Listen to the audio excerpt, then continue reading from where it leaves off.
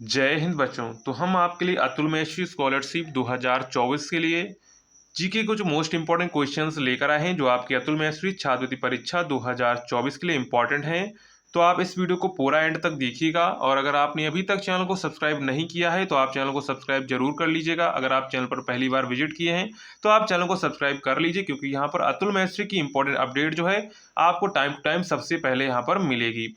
अगर आप हमारे साथ जुड़कर अच्छे से अपनी तैयारी करना चाहते हैं तो आप जो है हमारे उम्मीद बैच से जुड़ सकते हैं। किससे जुड़ सकते हैं?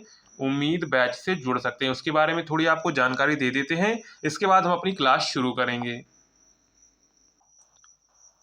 तो ये रहा हमारा उम्मीद बैच, एक नई शुरुआत अब सबको मिलेगी छात्रवृत्ति। उम्मीद बैच में आपको देखिए क्या क्या मिलेगा, वो थोड़ी जानकारी दे देते हैं, इसके बाद हम लोग अपनी वापस क्लास पर चलेंगे।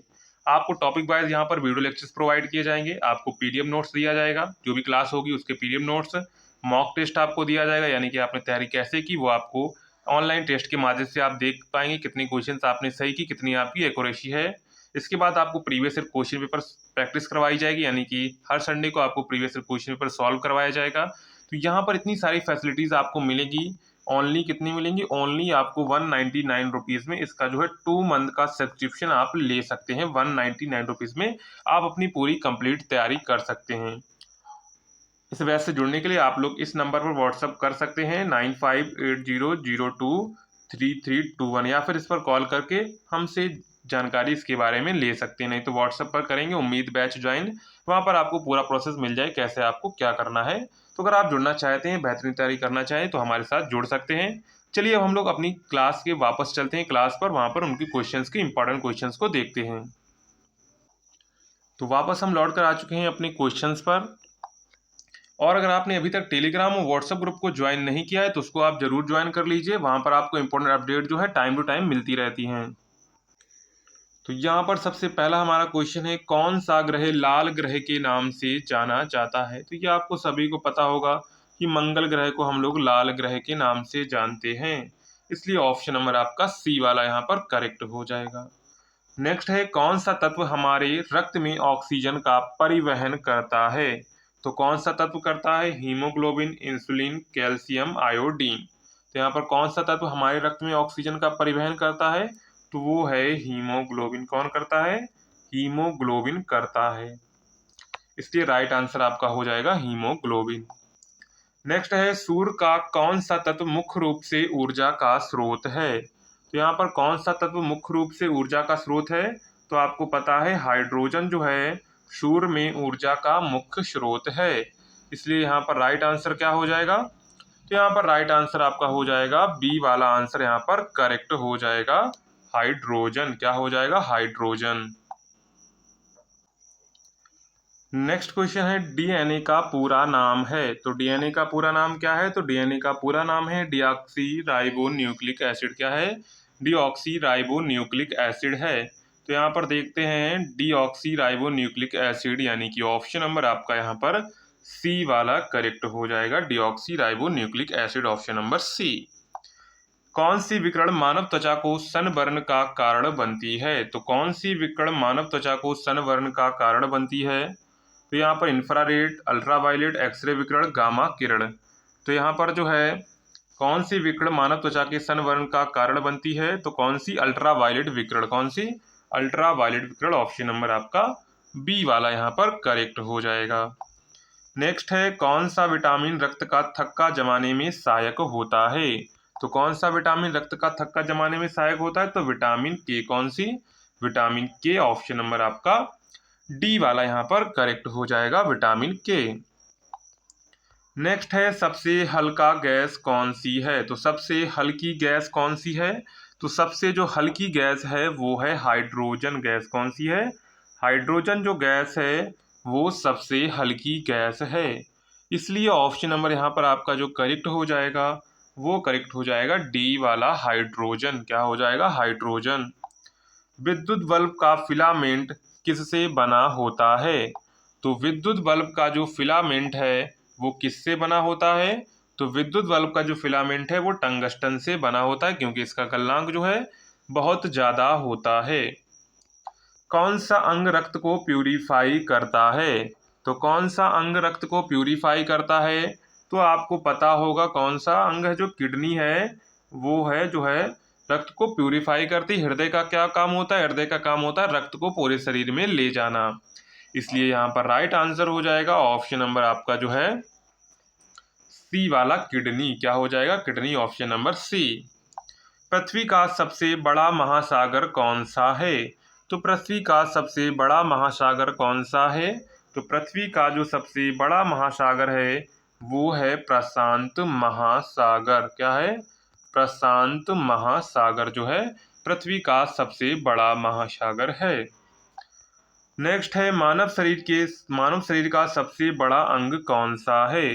तो मानव शरीर का सबसे बड़ा अंग कौन सा है? यकृत, त्वचा, हृदय, मस्तिष्क।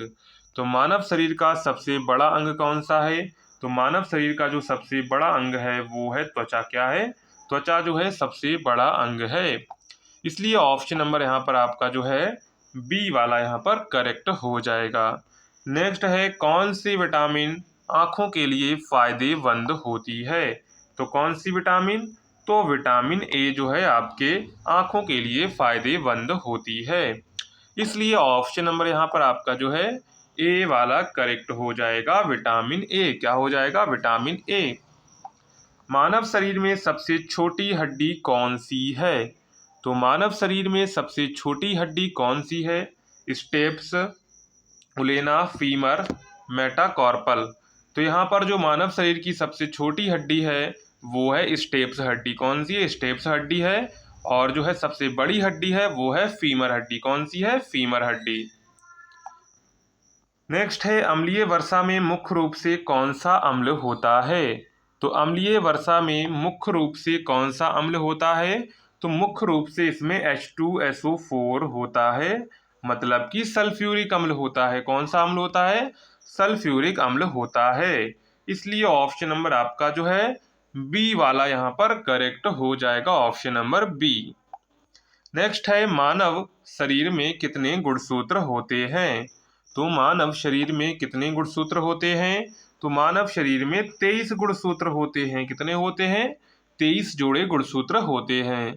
इसलिए यहाँ पर राइट आंसर आपका हो जाएगा 23, ऑप्शन नंबर आपका बी वाला यहाँ पर करेक्ट हो जाएगा। किस ग्रह पर सबसे अधिक उपग्रह हैं? तो किस ग्रह पर सबसे अधिक उपग्रह हैं वो है बृहस्पति। कौन सा है? बृहस्पति जो ग्रह है उस पर सबसे अधिक उपग्रह हैं। इसलिए यहाँ पर ऑप्शन नंबर आपका जो है सी वाला यहाँ पर करेक्ट हो जाएगा, बृहस्पति। क्या हो जाएगा? बृहस्पति, ऑप्शन नंबर सी। कौन सा तत्व बिजली का सबसे अच्छा सुचालक है?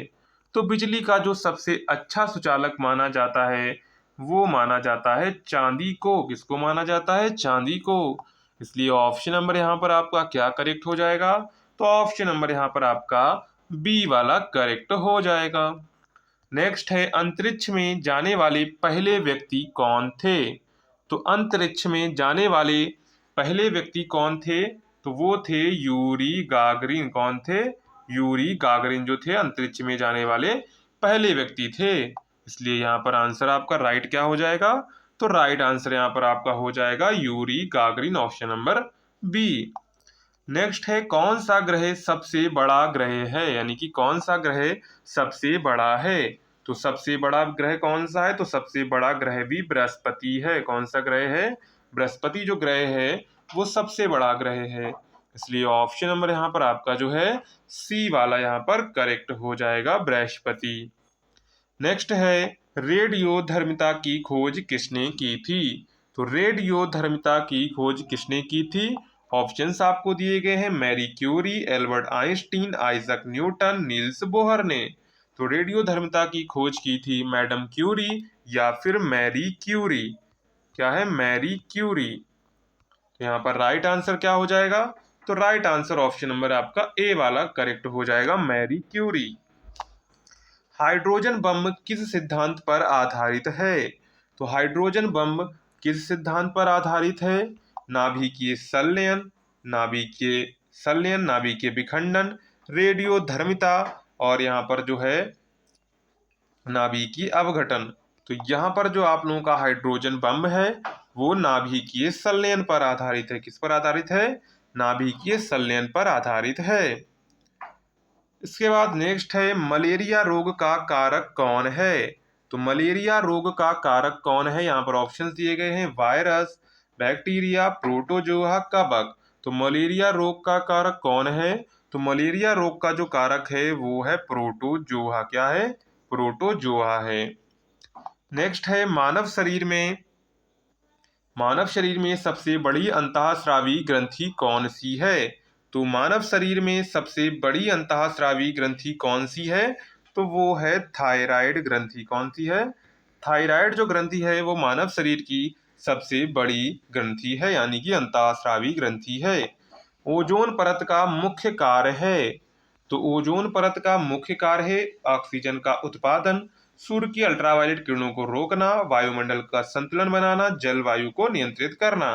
तो ओजोन परत का मुख्य कार्य क्या है, तो ओजोन परत का जो मुख्य कार्य है वो है सूर्य की अल्ट्रावायलेट किरणों को रोकना। क्या है, सूर्य की अल्ट्रावायलेट किरणों को रोकना। हृदय की धड़कन को नियंत्रित करने वाला तंत्र का केंद्र कौन सा है। तो हृदय की धड़कन को नियंत्रित करने वाला जो तंत्र का केंद्र है वो क्या है, वो है आपका मेडुला ऑब्लोगोंटा। क्या है, मेडुला ऑब्लोगाटा है, यानी कि ऑप्शन नंबर आपका सी वाला यहाँ पर करेक्ट हो जाएगा। नेक्स्ट देखते हैं पृथ्वी पर सबसे कठोर पदार्थ कौन सा है। तो पृथ्वी पर जो सबसे कठोर पदार्थ है वो है हीरा। क्या है, हीरा जो है वो पृथ्वी पर सबसे कठोर पदार्थ है। इसलिए यहाँ पर राइट आंसर क्या हो जाएगा, तो राइट आंसर हो जाएगा ऑप्शन नंबर आपका बी वाला यहाँ पर करेक्ट हो जाएगा, हीरा। क्या हो जाएगा, हीरा।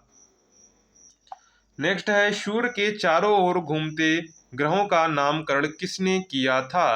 तो सूर्य के चारों तरफ घूमते हुए ग्रहों का नामकरण किसने किया था, तो ये किया था जोहान केपलर ने, यानी कि ऑप्शन नंबर आपका बी वाला यहाँ पर करेक्ट हो जाएगा, जोहान केपलर। नेक्स्ट है आमतौर पर ताजा खाद्य पदार्थों में उपस्थित विटामिन सी को कौन सा नाम दिया जाता है। तो कौन सा नाम दिया जाता है, तो इसका रासायनिक नाम है एस्कॉर्बिक एसिड। ऑप्शन नंबर आपका जो है ए वाला यहाँ पर करेक्ट हो जाएगा। नेक्स्ट है एक ध्वनिक आवेग को गति में परिवर्तित करने का एकत्रित कार्य किसे कहते हैं। तो किसे कहते हैं, तो इसे कहते हैं फोर्स। क्या कहते हैं, फोर्स कहते हैं।